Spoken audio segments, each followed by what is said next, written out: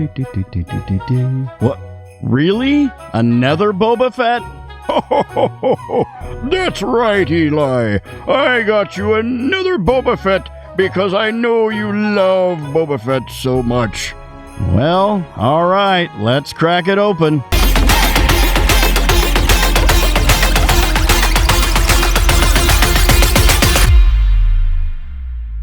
Greetings, toy heads, and welcome to another episode of Go Figure with me, your host, Eli Williams, here on the Digitally Rebastard Network, the action figure show about news, reviews, collecting tips, customizations, kit bashing, everything that goes into this fun, nerdy hobby that you and I both love. And in this special episode, we're going to be taking a look at the Hasbro Star Wars The Black Series 40th Anniversary Return of the Jedi retro-carded Boba Fett. I'm not going to open this because I don't need to, but we are going to take a look at the package, and I will do a review of the figure. But before we get into that, let's take a look at the packaging. Superb looking packaging. It's in the retro packaging with the Kenner logo on it. As you see, we've got the 40th anniversary for Return of the Jedi up here at the top. Ages 4+, warning, don't put Boba Fett in your mouth. Star Wars Return of the Jedi, Boba Fett, the racetrack lines all the way around, the old picture from when he landed on the desert skiff. And then here we've got Boba Fett in the, and this is the, this is basically a 100% reuse of the Return of the Jedi Deluxe Boba Fett, my all-time #1 favorite Star Wars The Black Series action figure. To me, this is the #1 Boba Fett. I know there's people that would disagree that say that the, SH Figure Arts, Bandai, Model Kit, some of the others are the better ones. But for me, this is it. This is my top shelf Boba Fett for the Return of the Jedi version, obviously, because there is the Empire Strikes Back version. But I've bought several of these, and I've done customizations on several. I have 3 that I use in my displays, and one is the one you always just see generally 90% of the time when I do the compare and contrast at the end of the videos. So, but that's the front of the package, and on the back of the packaging, we've got the lineup of this wave. So we've got Boba Fett. Surprise, surprise, Lando in disguise, the Endor Han Solo, the Endor Leia. I will say this, honestly, as much as I like Hasbro, I think this, and this were bad choices, these 4. This was just archived not that long ago. Han and I mean, they're not, I don't know, Hasbro's making some bad choices lately, but, it's Boba Fett. I had to get it. Now, I will say the Wicket, that's a great addition. We need Wicket, and I'm very anxious to get him. And then the Biker Scout, I don't have the Biker Scout. They tend to be a little expensive, so I am getting that one too. But I kind of feel like these could have been somebody else. Ula, the Dancer, the Rancor Keeper. They could have, there's a lot of, some of the other Ewoks. They could have done, the Emperor's Dignitary guys, the Anakin Ghost. We don't have an Anakin Ghost. That I kind of feel like that's where they should have gone instead of just rehashing these. I'm glad they rehashed Boba Fett because I'll always get Boba Fett. But I'm going to leave this in the card. Anyway, so we've got to commemorate the 40th anniversary, Return of the Jedi, blah, blah, blah. Jibbery-jabbery legal jargon, ages 0 to 4 or 0 to 3. Yep, 0 to 3. You know what that means. If your child is not born yet, they shouldn't play with these toys. That's right. You're welcome. And then Houses of Klingon, Barcode, and Disney and Hasbro. So there you go. Now, what we're going to do is not unbox this, but I am going to get my original Return of the Jedi Deluxe Boba Fett and put him on the pedestal. All right, here we've got him on the pedestal, and as you can see, he's a little disheveled. I just took him off of. I've had him on a flight stand, and he's had his arm up with the blaster in the air, pointing straight up into the air in sort of a flight pose, and his pauldron has frozen straight out. You know, I can hot water, you know, a little heat on there, and you can put that back and it's fine. But let's take a look at the accessories. This is everything that's in this is exactly what's in the deluxe Boba Fett. It's all the same stuff. So let's take a look at all the accessories. First off, we have the flamethrower flame effect, all done in clear, translucent yellow and orangish red plastic. It attaches onto the left gauntlet right here, which you can see that, and he had that arm like kind of straight out. That's why this pauldron is up a little bit. But yeah, that goes on there. Actually, I think I've got that upside down from where it's supposed to be. Yeah, it's supposed to be. I think I had mine like that. That's why it's drooped down a little bit. Gravity has taken its toll. But yeah, that attaches onto the arm or onto the gauntlet. And then we have comes with two blasters. There goes one on the floor, of course. Cannot prevent that from happening. We've got two blasters, which is his Return of the Jedi version, not the Empire Strikes Back version. The Empire Strikes Back version looks like that. It has, I call it the flashlight rifle. It looks like a flashlight on the end. But it comes with this one and this one. And this is the one that Luke cut in half during the battle at the Pit of Carkoon. I don't know why it has to have like yellowish paint there. Like Luke slashes through it and then leaves lightsaber ectoplasm goo. But yeah, it comes apart in two pieces. Yeah, it's just I don't keep mine out. I just put it away in my accessory drawer. But there is the blaster. It's sort of all one color. This is like my favorite Star Wars weapons. As far as accessories go, for the Digital Tim told me I've been mispronouncing accessories. I say accessories. I don't put a pronunciation on the ek. So I guess as far as my Star Wars weapons or Star Wars accessories, this right here is it for me. More accessories. We've got the harpoon. Little thing that you saw him use once, and this attaches onto the wrist down here. Actually, I think it goes on this one. That attaches onto the wrist, and just a black string with a little clip that's the same maroon color of his gauntlet, and then that has a little hook on the end of it, done in silver paint. As you can see there. So hold that right there. There we go.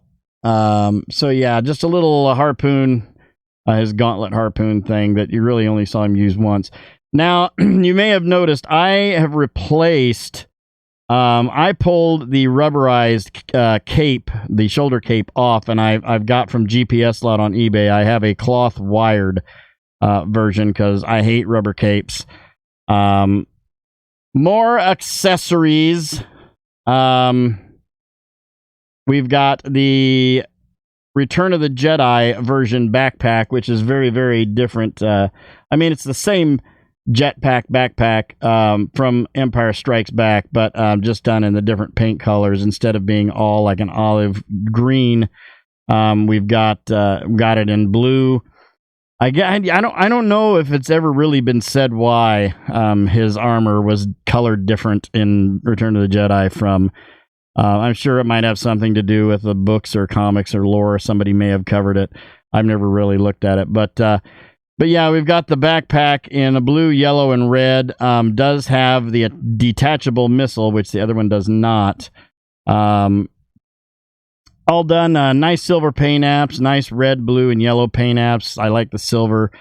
This one actually has the rockets. The jets actually swivel. Have a swivel on there, and then it comes with the clear translucent plastic fire effects, the jet fire effects on there for the jetpack, which I've had in mine because he's been in a flight pose up on a flight stand. But yeah, just really nice. I just this figure has just always been one of my favorites, and I really dig the accessories that comes with him. And then here we've got Boba Fett himself. As I've said, I have a few.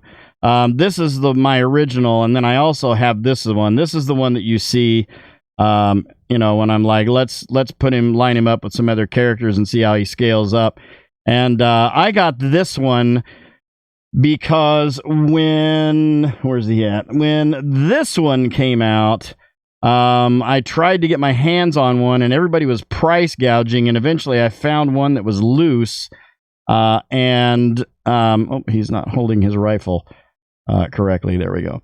I found one that was loose, and I got one, but before I got this, because this one actually has a removable helmet, and you've got Tamura Morrison's head under there, somebody foddered out one of those, and I managed to get my hands on a head before I had him. So I got that one and kind of hollowed out the helmet, and then made a Boba Fett with removable helmet. So this is the one that you probably didn't know that had a removable helmet when you see that at the end of the videos for compare and contrast. But he has a removable helmet because I customized that one, kit bashed, if you will.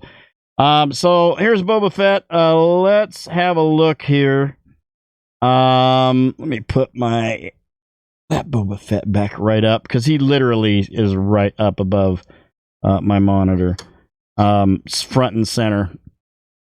So Boba Fett stands at approximately about to the top of his rangefinder. I'd say he's about almost 6¼ inches tall. All right, let's go over and take a look. I know people have done reviews of this before, and it is a complete 100% reuse of this figure. I don't really see any differences other than maybe the armor. The green on the armor might be a little darker. Maybe. Other than that, I really don't see anything. All the silver scuff marks are all in the same place. I think maybe the green might be a little darker, but that's about it. But I'm leaving him in the package. So from head to toe, you've got the standard Boba Fett helmet. Now, this helmet actually does have a fake head up inside of there, as you can see, but it doesn't. When you pop this out, you actually have to rip that head out because it's glued into the helmet. But it is a neck with a ball going down into the body, with a dumbbell up at the top of the neck going into the fake head going into the helmet. You do have articulation on the rangefinder on this version, not like the others where you didn't. The other thing that's real different about this one compared to the Empire Strikes Back is that the shirt, the top of the armor, is a separate piece. This is actually overlaid over the jumpsuit, like the actual armor is. So that was a really cool addition that they did when they changed it up. And the belt is a separate piece, and mine kind of wiggly. And then we've got the red underneath there, which is the red sash going over the cod piece, which is part of that sculpt. The pauldrons are attached to that shirt, and they're soft rubber. The shirt is soft rubber, which is why because mine was up like this. He had his gun up like that. That's why mine is bent. But just overall is a really, really nice. I don't know if you can tell, but the gloves are sort of almost like a really light blue color, as opposed to the rest of the bodysuit, which is in a light gray. Got the pouches on the belt, hoses on. That's another thing too. The hoses on this Boba Fett, they lengthen them enough so you can get pretty good articulation. Not so much in the swivel, but in the in the just bending the elbow. You don't have to fear that you're going to rip and pull those hoses out on this version. As far as articulation goes, head goes all the way around. You got pretty decent up, pretty decent down on there. Really good tilt. They've done a superb job with this. Arm will go all the way around. You are kind of hindered by that pauldron.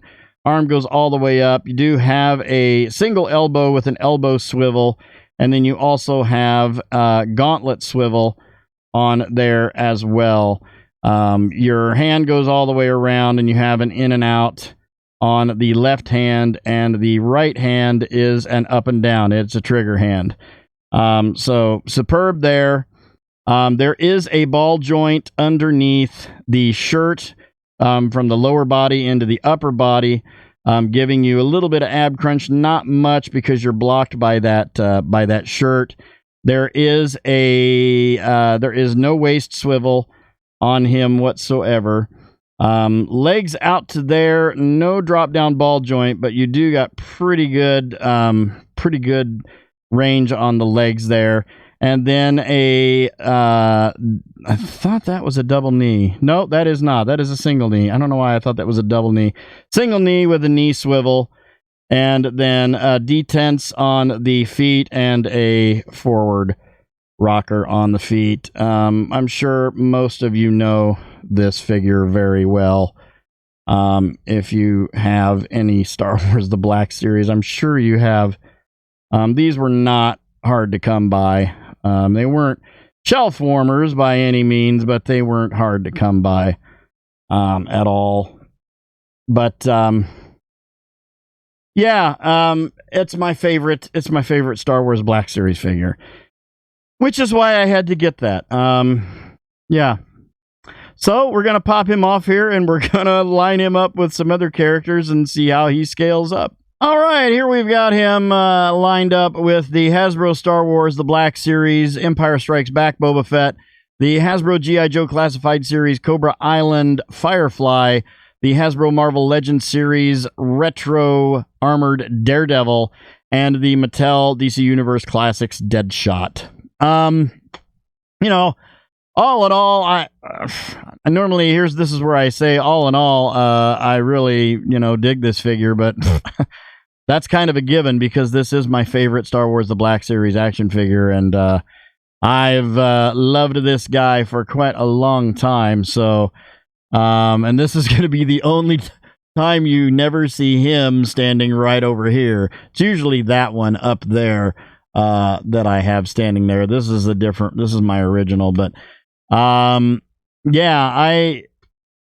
far as when I did my top 10 favorite Star Wars The Black Series, that one was number one for obvious reasons. It's just a great figure, but having it on the retro card is actually pretty cool, and I'm just gonna stick a push pin in the wall and just kind of hang that up on the wall up above my desk in my studio here, and that's gonna be it. That's where he will stay. I'm gonna leave him on the card because there's no, maybe at some point I might open him up, or I might auction him off, if they ever become valuable. I doubt that one will, but I might open him up and do a custom paint job on him or something. It's just, you never know.